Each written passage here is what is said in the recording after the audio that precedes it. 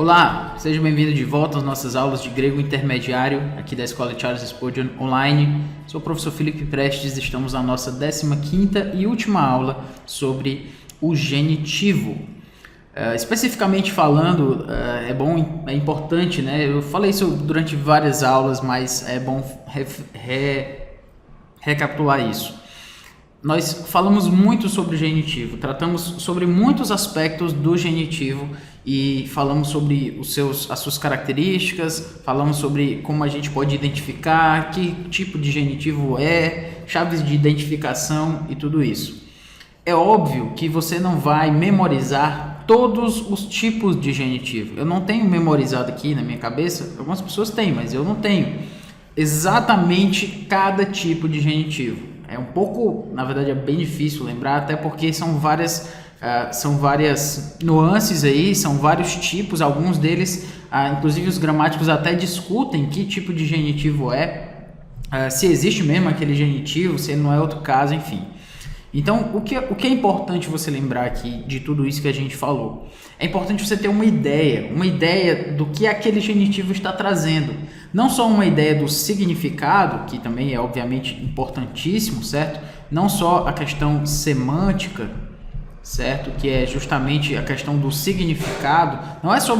Não necessariamente só o que aquele genitivo significa. Às vezes a gente sabe o que aquilo significa, mas para que a gente tenha mais clareza sobre isso, como a gente chegou nesse significado, a gente precisa justamente ter uma clareza sintática, certo? Da questão sintática de como esse genitivo foi construído, qual é a função que esse genitivo está exercendo dentro dessa frase, e então nós podemos dessa forma chegar na semântica, no seu significado. Em muitas vezes a questão sintática, né, a sintaxe, ela vai resolver, vai nos ajudar, vai lançar luz sobre a questão semântica, sobre a questão do significado, certo? Então, não esqueça disso.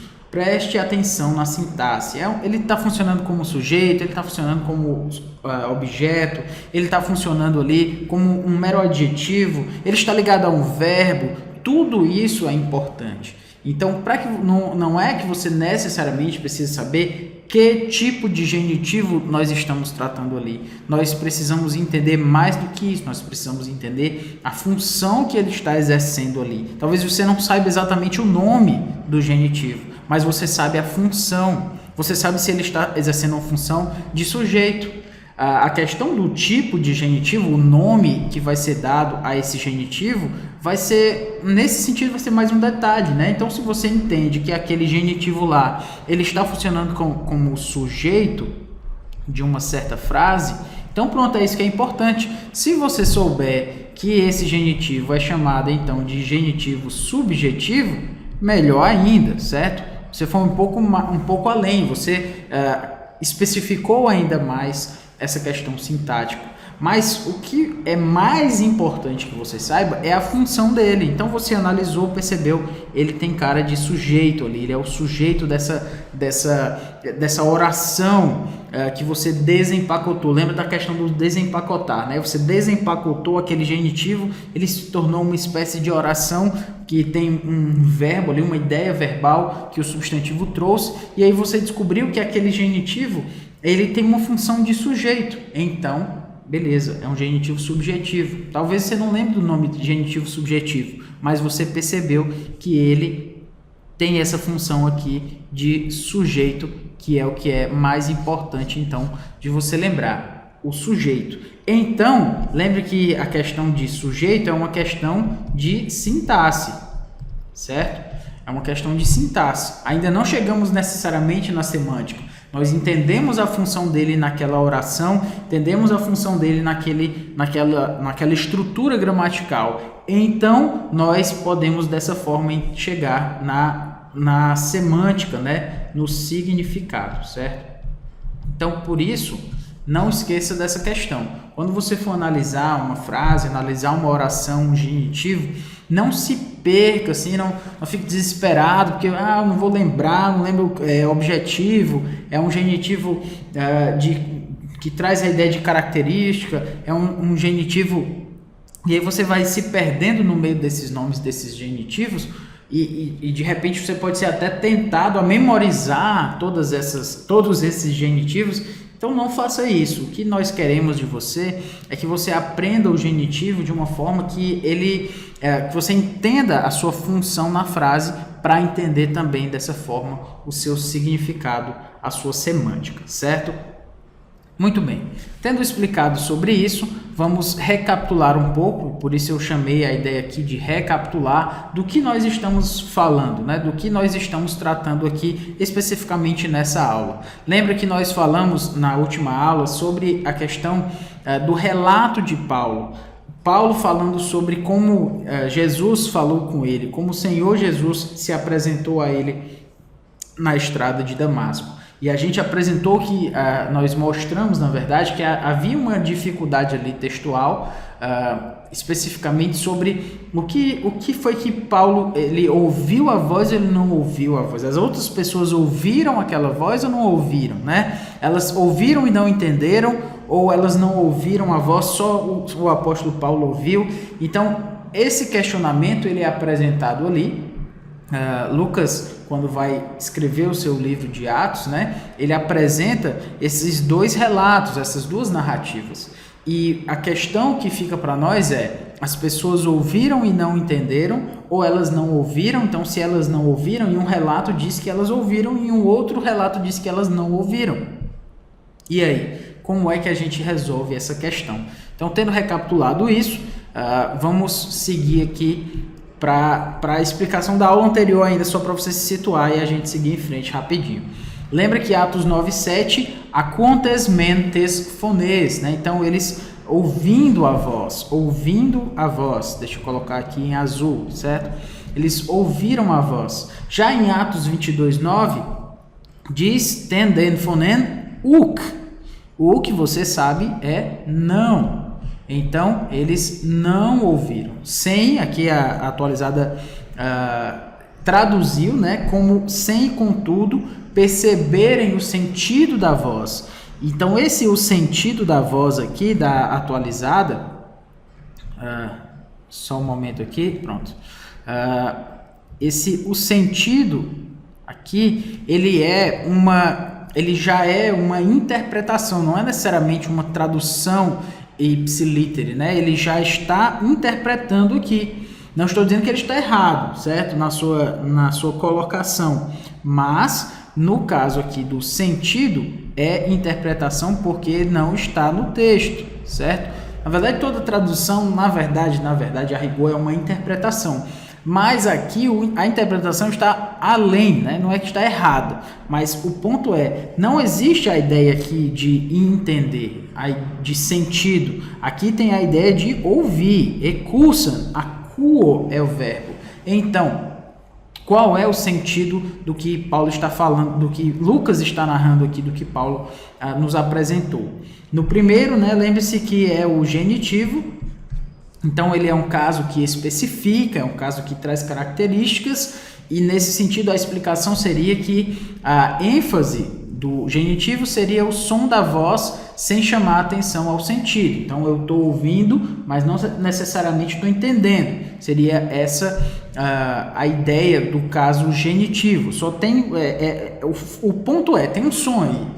Se eu entendo, se eu não entendo, essa não é a questão. A questão é que existe um tipo de coisa ali que está acontecendo, que é a emissão de som, e essa emissão de som que eu estou recebendo aqui, ela não está entrando em detalhes sobre a forma como esse som está chegando, se é de uma forma que eu possa entender ou não. O ponto existe um tipo aí de emissão, no caso, emissão sonora, e eu não necessariamente estou querendo dizer se você entendeu ou não. Esse é o argumento, né? O argumento com relação ao acusativo é que ele é o caso da extensão, é o caso que vai enfatizar um ponto de um ponto ao outro. Então, houve uma emissão sonora, chegou até aquele outro lugar, no caso o receptor, e nesse sentido o argumento seria de que essa ênfase é uma ênfase na compreensão, a compreensão intelectual. Você entendeu o que eu quis falar. Então, se você entendeu o que eu quis falar, excelente. O acusativo é que foi usado.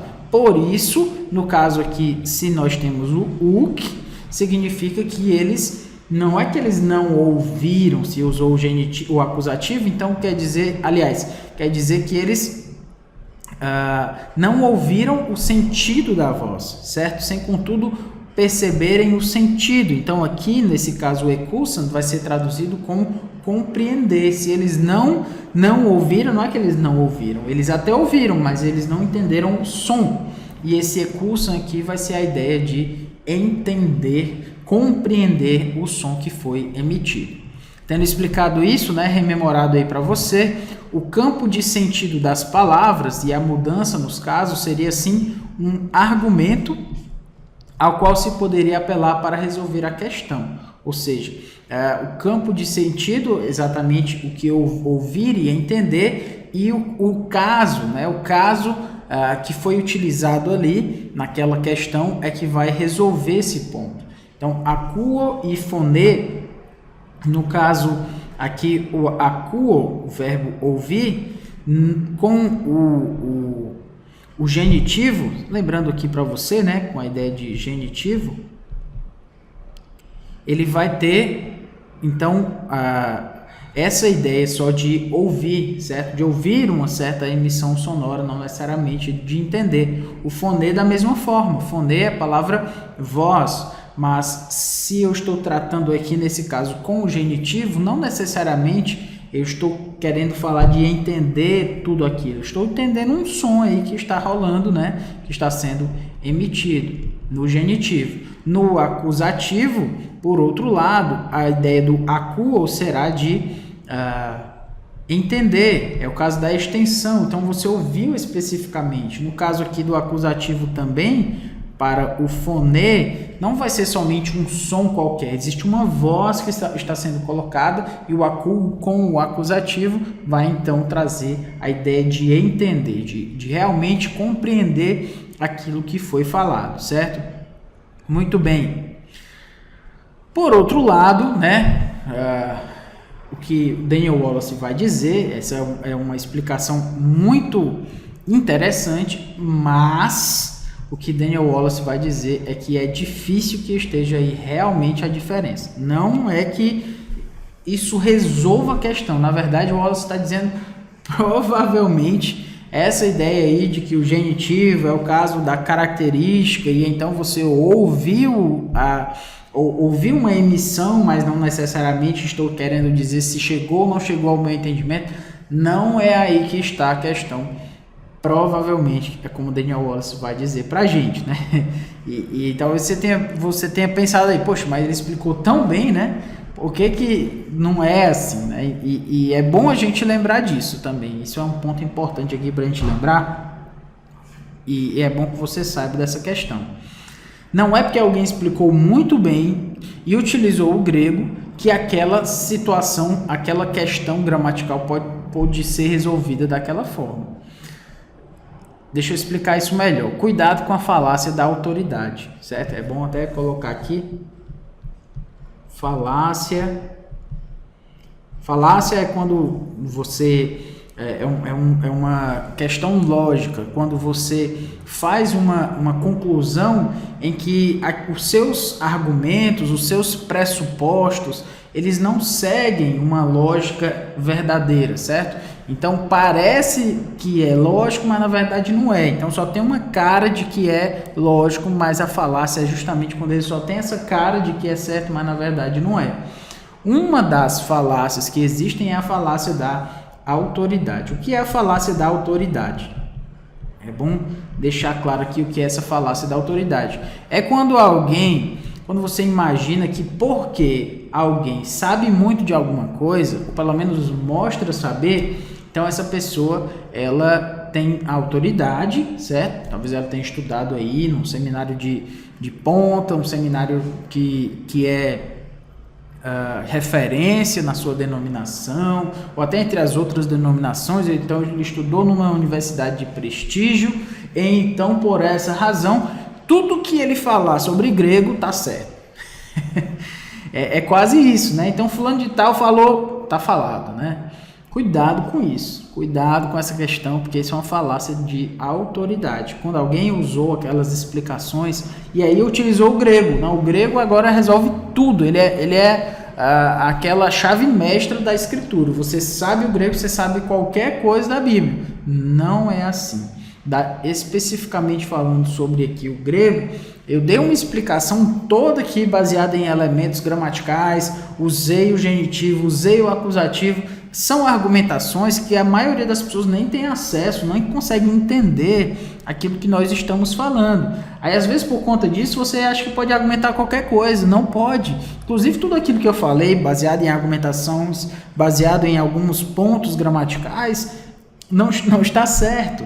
Eu só apresentei para você para mostrar o argumento, mas esse argumento não se solidifica com base em evidências gramaticais. E esse é o ponto aqui que eu estou querendo trazer para você. Cuidado com a falácia da autoridade. Ela é uma armadilha em que muita gente cai quando a gente está falando especialmente de grego, certo? Tendo falado tudo isso, voltando aqui para o que o Daniel Wallace vai falar sobre essa argumentação. No Novo Testamento, há muitos exemplos de akuo, certo? Que é o verbo que nós falamos lá, ekusa, né? Que é como ele está conjugado ali.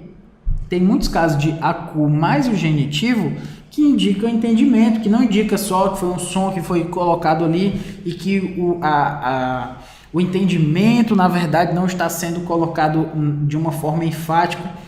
Olha, existem muitos casos, muitos exemplos no Novo Testamento em que akuo mais o genitivo indica sim entendimento, certo? Exemplo: ekusa de kais phones leguses moi, anastas petre, thison kai phage. Então, o texto aqui, ekusa, ouvir. Ekusa, ouvir. Então, é um texto que está dizendo dizendo que ele ouviu. Mas ainda não está dizendo se ele ouviu, se ele entendeu ou não entendeu. Só está dizendo ekusa aí, no caso, akuo, conjugado, então só está dizendo que ouviu, não está dizendo se entendeu ou não. Ok, então vamos lá. De kai phones. Ora, phones, eta sigma é genitivo, meu querido. Então, ouvir também uma voz.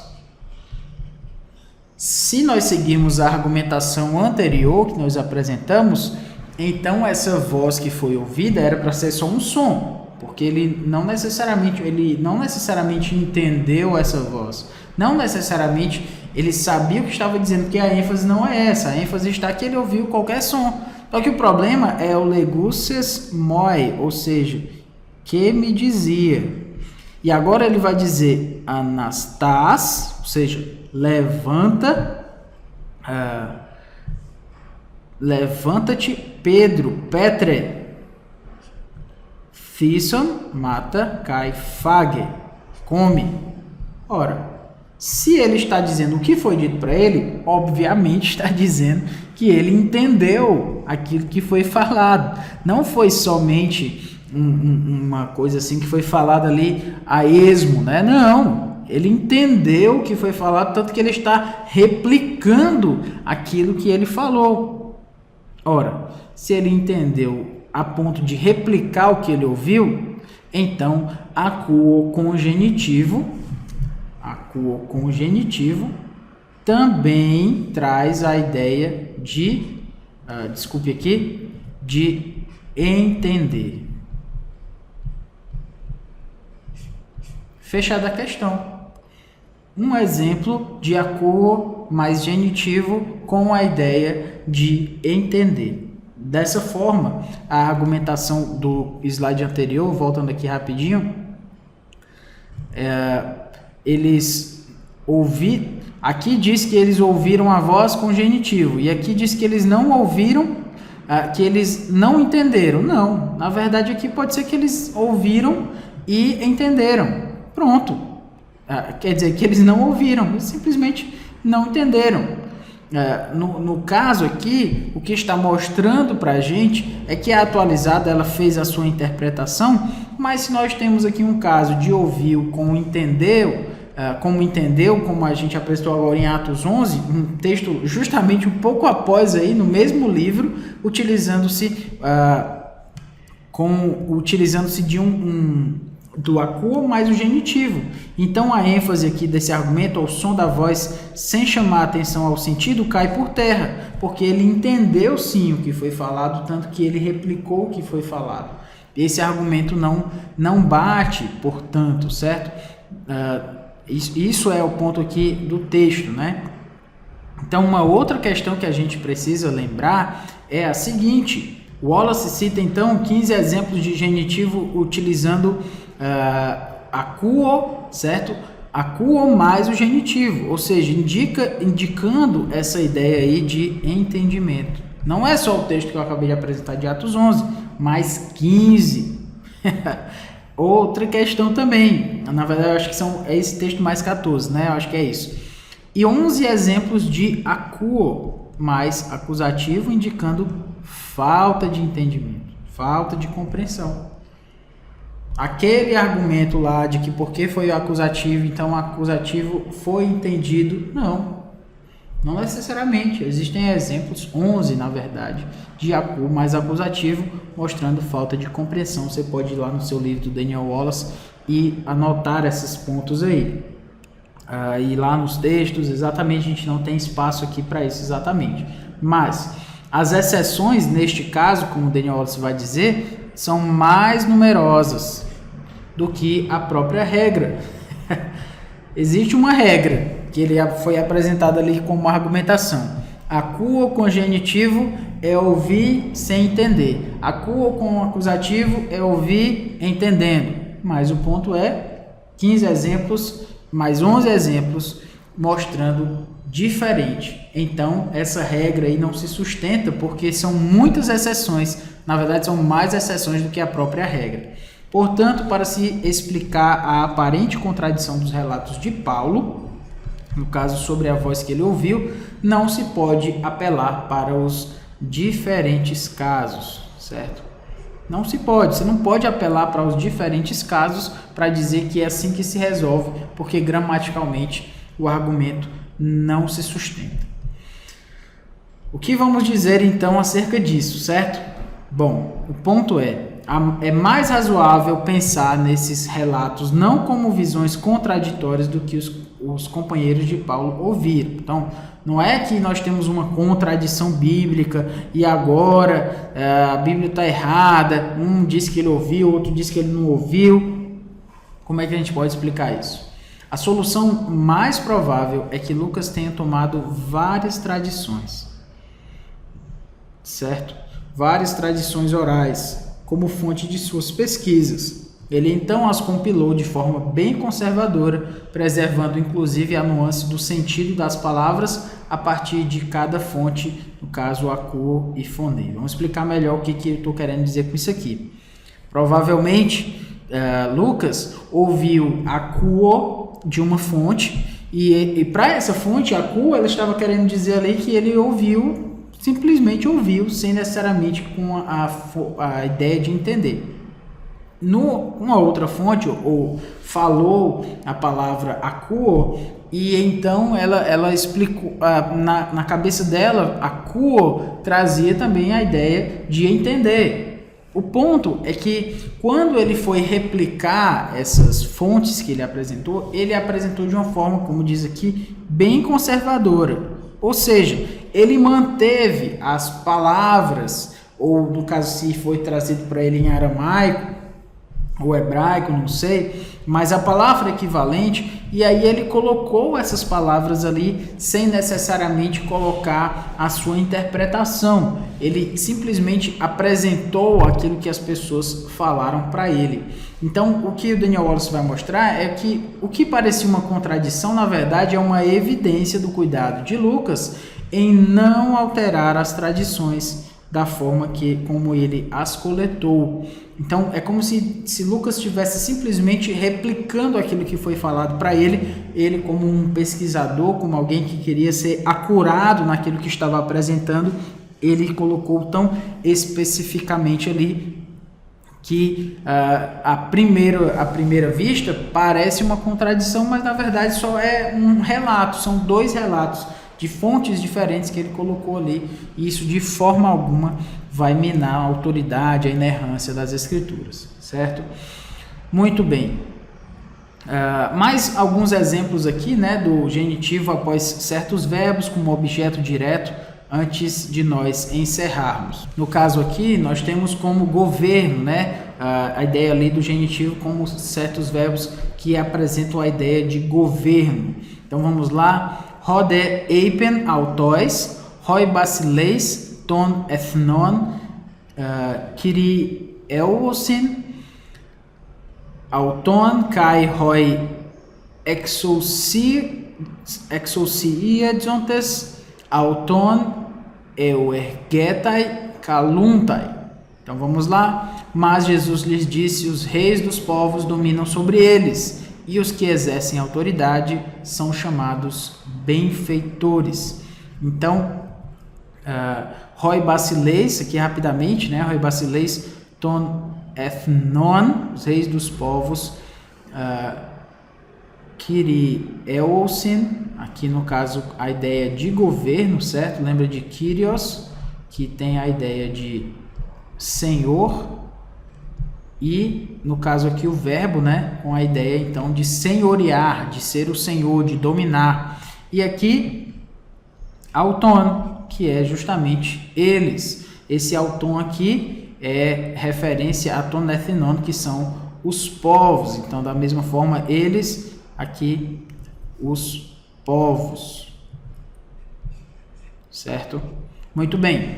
Então, nós temos aqui um genitivo como um objeto direto, porque nós temos um verbo, especificamente aqui, o verbo dominar, que é a ideia de senhorear, governar, enfim. Nós temos aqui o verbo com a ideia de governo, e então ele toma um genitivo como objeto direto, aí para a gente lembrar.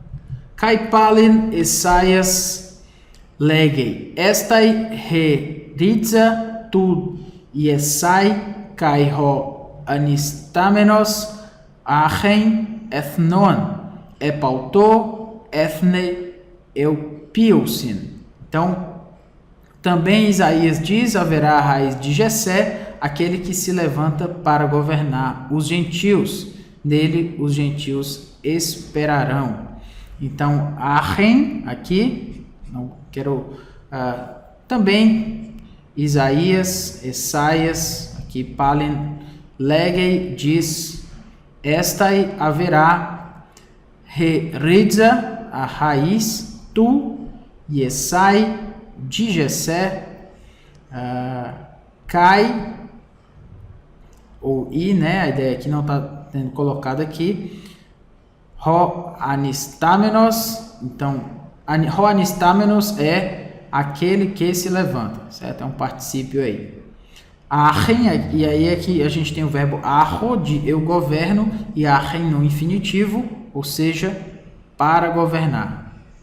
E aí o ponto é, para governar quem? Quem governa, governa alguém, toma um objeto direto, mas no caso, aqui nós temos um genitivo ethnon, os gentios. Então, se nós temos um genitivo aqui como objeto direto, então é exatamente o que nós falamos, genitivo como um objeto direto, porque ele utiliza, alguns verbos vão trazer essa ideia, no caso aqui o verbo achen, verbo arro, que significa eu governo, estando aí conjugado no infinitivo, ok? Então é isto, espero que você tenha gostado da nossa aula, você tenha gostado desse módulo aqui do genitivo, lembrando que você precisa lembrar das características do genitivo, mais do que necessariamente o nome de cada tipo de genitivo ali. Isso você pode usar a gramática como seu referencial. O importante é você saber analisar o genitivo e que função ele está trazendo ali naquela frase, naquela oração, ok? Então, que Deus nos abençoe, até a próxima aula e até o próximo módulo. Valeu!